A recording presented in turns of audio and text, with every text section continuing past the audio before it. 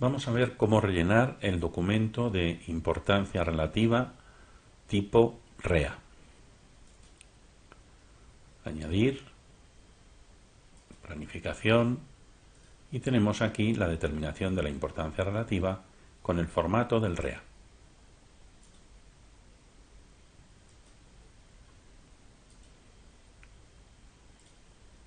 El documento original del REA contiene macros y procesos que permiten automatizar el relleno del documento.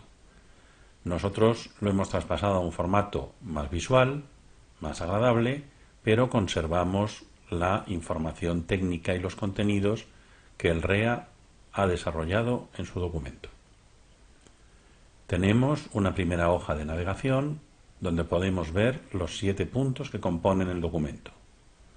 Consideraciones de la firma e instrucciones, memorando de la evaluación de la importancia relativa en la auditoría, la elección del parámetro para la cifra de importancia relativa de los estados financieros, la elección del porcentaje, la determinación de la cifra de importancia relativa de ejecución del trabajo o CIRET,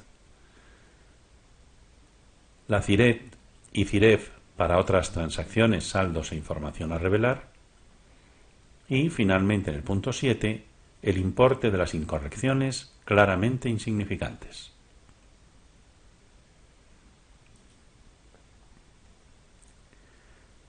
Como es habitual en nuestros documentos, a través de este menú de la izquierda tenemos la posibilidad de ampliar información y contenidos que pueden quedar ocultos. En este caso, las explicaciones sobre cómo rellenar el documento en cada uno de sus apartados.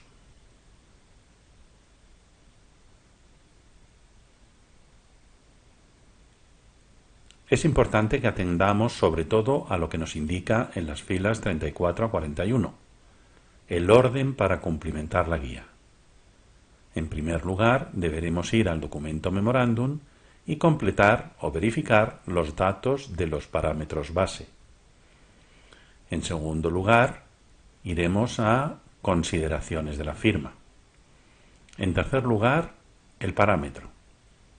En cuarto lugar, la CIREF, luego la CIRET, luego CIRET y CIREF para transacciones, saldos e información a revelar especiales y finalmente el importe de las incorrecciones claramente insignificantes. En el cuadro que tenemos aquí nos indica los porcentajes sugeridos para las diferentes bases que podemos aplicar.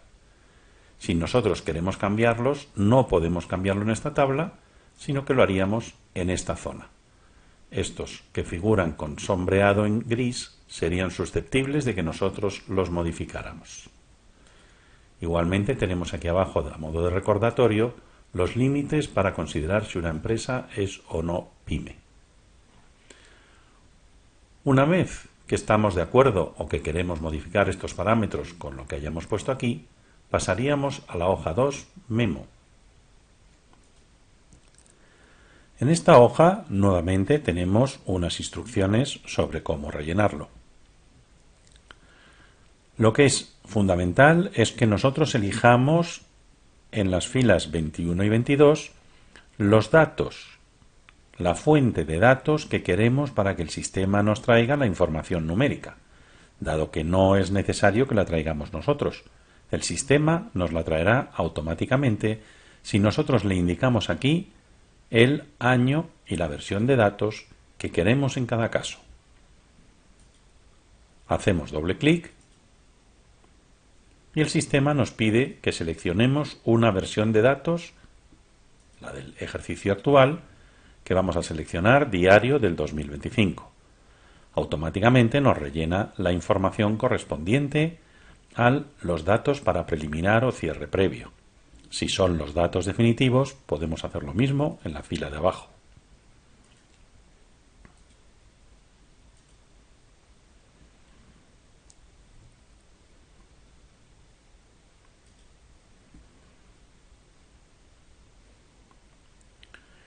En caso de que no tengamos las versiones introducidas o queramos hacerlo manualmente, podemos hacerlo en los espacios habilitados para ello en esta columna G.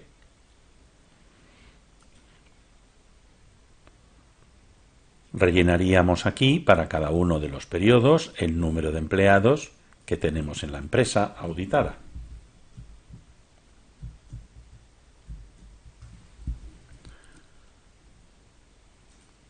El sistema autocalcula si cumple o no los requisitos para gran empresa. Y en función de eso, nosotros utilizaríamos los porcentajes que nos resulten convenientes, como luego veremos.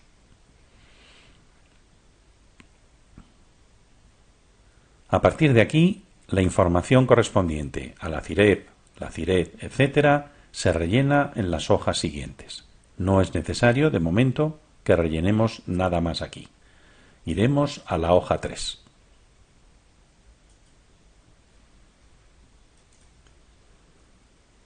Una vez más, en esta hoja tenemos en cabecera las explicaciones necesarias.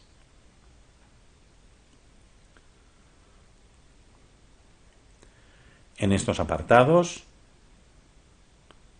32 a 41, nosotros rellenaremos aquellos usuarios de los estados financieros que está previsto que vayan a ver estos estados financieros.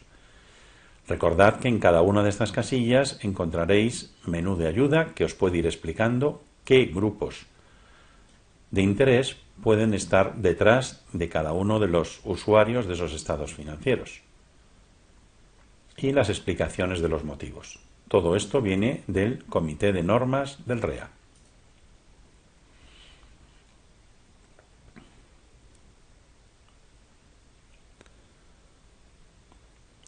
En estas filas rellenaríamos el entorno sectorial y económico en el que opera la entidad. Igualmente, los menús de ayuda nos pueden ir informando sobre qué debemos completar en cada casilla. Estructura de la propiedad y forma de financiación, también con menú de ayuda, para llegar finalmente a la parte de inserción y de elección del parámetro de la CIREF. Para ello, nosotros en esta zona indicaremos si vamos o no a utilizar esta guía. Si la respuesta es no, directamente podremos completar la información del parámetro. Si la respuesta es sí, se nos irán abriendo una serie de preguntas que a medida que las vayamos completando nos irá dirigiendo hacia cuál es el parámetro recomendado. No significa que ese parámetro recomendado sea el parámetro final. Siempre lo podremos cambiar. Pero el sistema nos irá indicando, en función de la respuesta que nosotros vayamos dando, cuál es el parámetro que recomienda.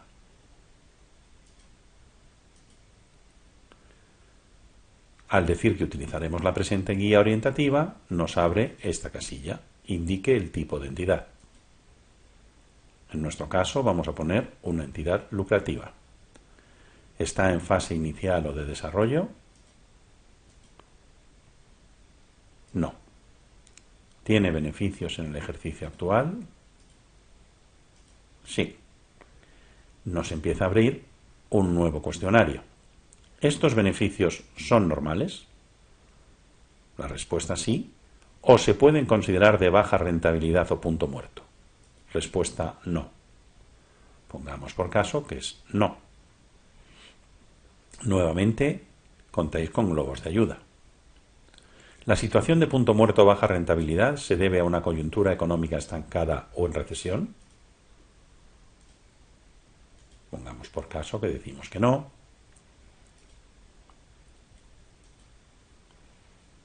Factores internos de la empresa, contestaremos que sí. El sistema nos dice que el parámetro recomendado con estas características de empresa y con estas respuestas que hemos dado es el importe de la cifra de negocio. Alternativamente nos indica que sería el total activo y que podemos considerar otros parámetros dentro de los existentes. Y en la casilla 109 nosotros elegiremos el que queremos seleccionar. Importe neto de la cifra de negocio, que es el que nos han recomendado en las casillas anteriores. Completaremos los motivos de la elección. Veis aquí que nuevamente tenéis explicaciones por parte del REA y ya tendríamos el parámetro correspondiente, parámetro base, sobre el que vamos a hacer el cálculo de la cifra de importancia relativa de los estados financieros y, posteriormente, la CIRET, etcétera, como una parte de esa cifra. Si nosotros queremos realizar algún ajuste al importe preliminar que aparece ahora mismo en pantalla, podemos hacerlo aquí, bien sumando o restando, porque se pueda producir dentro de esos ingresos ordinarios alguna característica que lo haga que puedan ser extraordinarios. Si fuera el caso, pues nosotros podríamos modificar esa cifra para ajustarla a la cifra que nosotros consideramos razonable. En el caso final haríamos lo mismo y nos quedaría los 110.687.000 euros.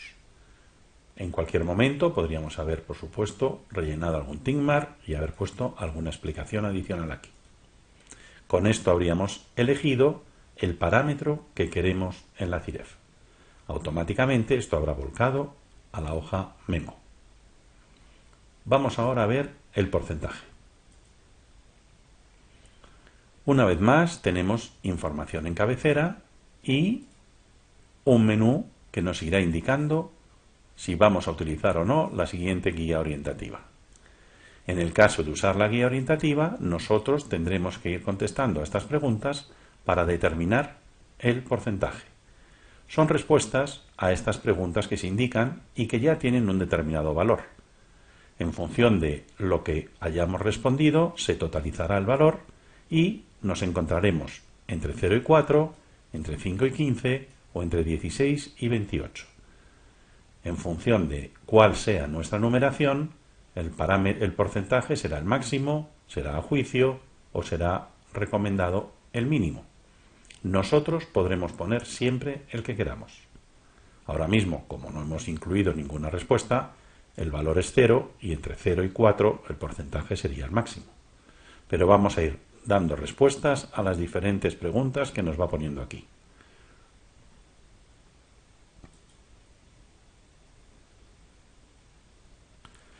Bien, para esto que hemos respondido, la suma de los valores es de 8 y para 8 nos encontramos en una situación en la que nosotros debemos decidir el porcentaje que estará entre el 0,50 y el 1. No es concluyente lo que hemos establecido y por tanto debemos elegir el porcentaje. Nos encontramos con una cifra que está a la mitad prácticamente de lo que nosotros estábamos buscando. Entre 5 y 15 tenemos un 8. Decidiremos aquí qué es lo que queremos poner. Pongamos por caso que elegimos un 0,75. Vale, pues este será el porcentaje que ha decidido el auditor. Este porcentaje también irá a el memo de auditoría para calcular la CIRET. Vamos ahora a ver, una vez que tenemos estas dos cifras, el importe de la cifra de importancia relativa de ejecución del trabajo. Nuevamente tenemos la primera pregunta, que es si usaremos o no la presente guía. Indicamos que sí y nos vuelve a responder el sistema con una serie de preguntas que debemos de ir contestando. En función de esto, el mecanismo será el mismo que antes, una suma de valores y nos dará un porcentaje recomendado. ¿Cuál es el grado de conocimiento que tiene el auditor sobre la entidad? Alto. Esto nos da un punto. Resultado de los procedimientos de valoración del riesgo. La conclusión del análisis inherente, el riesgo inherente podría ser clasificado como bajo. El riesgo de control lo vamos a considerar bajo y automáticamente el sistema rellena bajo y nos pone aquí un 1. En este caso tenemos el RIM sugerido en la fila de abajo. Naturaleza y extensión de las incorrecciones identificadas en auditorías anteriores. Numerosas, algunas, pocas. Expectativas del auditor en relación con las incorrecciones del periodo actual. Numerosas, algunas, pocas. Con esta suma de valores, para un 5, entre 4 y 6, se recomienda un 85%. Nosotros podemos mantener ese 85% o establecer uno distinto. Las recomendadas son 663.000,4 y nosotros podemos, por mayor comodidad, redondear esa cifra, en este caso, por ejemplo, a 663.000.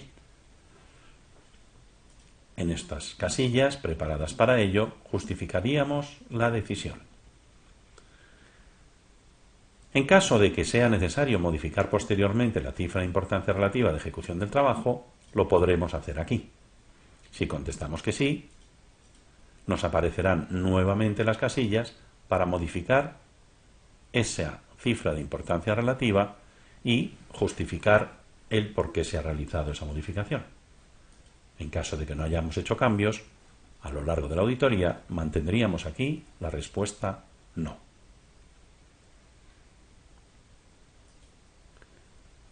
En la hoja de transacciones, saldos o información a revelar específicas, podríamos incluir para determinados aspectos o determinadas áreas o bloques de información cifras de importancia relativa de los estados financieros, de ejecución del trabajo e incorrecciones claramente insignificantes también, diferentes a las establecidas para el resto de las partidas. Si no vamos a utilizar ninguna específica, sino que utilizaremos todas, en todas las áreas, exactamente la misma cifra de FIRET, no es necesario que completemos esta sección.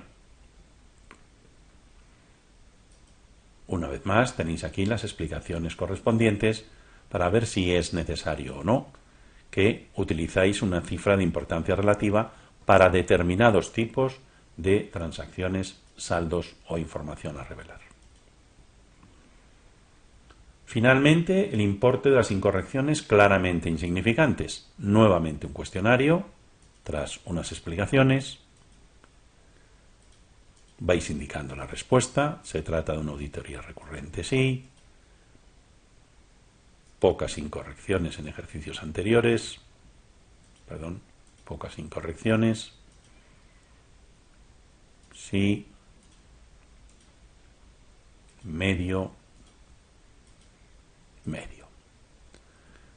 Para puntuaciones menores o iguales a 3, lo que recomienda es un 15 o un 20%. Nuevamente somos nosotros soberanos los que elegimos cuánto. Vamos a poner un 10% y esa cifra del 10% serán las incorrecciones claramente insignificantes. Por debajo de estos valores, de 82.876, nosotros no deberíamos ni siquiera auditar un saldo, porque en teoría el máximo error que podríamos encontrar sería de 82.876, salvo el aspecto de la integridad, lógicamente. Y para esas partidas inferiores a 82.876 no sería necesario ni siquiera auditarlo. Si auditado algún saldo encontramos una diferencia por debajo de esta cifra, ni siquiera lo pasaríamos a la hoja de ajustes para comprobar su importe acumulado con otros. No sería necesario porque se entiende que esta cantidad es claramente insignificante.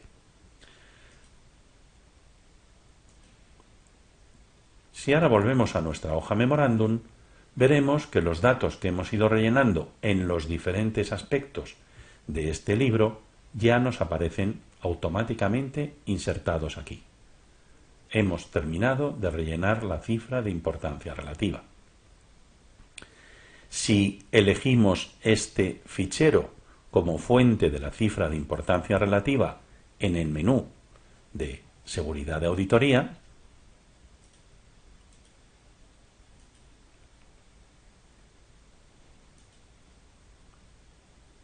origen de datos, en la importancia relativa podemos indicar que queremos el documento 3011 que tenemos ahora o el 3011 bis 1, la determinación de la importancia relativa del REA.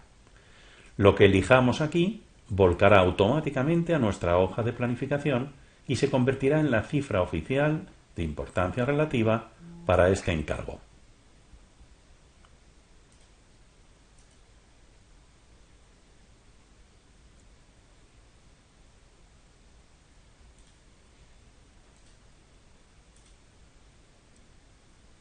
Tras grabarlo, las cifras de importancia relativa de este documento pasan a ser las cifras de importancia relativa oficiales para nuestro trabajo y por tanto en el menú siempre lo tendremos en cabecera para poder consultarlas en el momento que queramos. Son las cifras que nosotros acabamos de insertar.